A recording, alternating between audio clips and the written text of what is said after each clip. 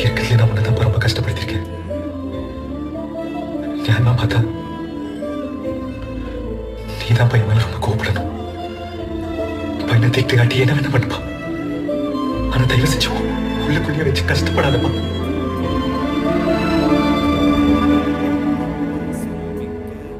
சின்ன வயசுல ஊர்ல ஓட்டப்பந்தயம் ஓடுறப்போ என் பக்கத்துல ஓடுறவன் அவன் ஜெயிக்கணும்ட்டு என்னை தள்ளி விட்டு ஓட்டான்ப்பா. அன்னைக்கு உடஞ்ச காலு இன்னும் நான் தாங்கி தாங்கி தாப்பா நடக்கிறேன்.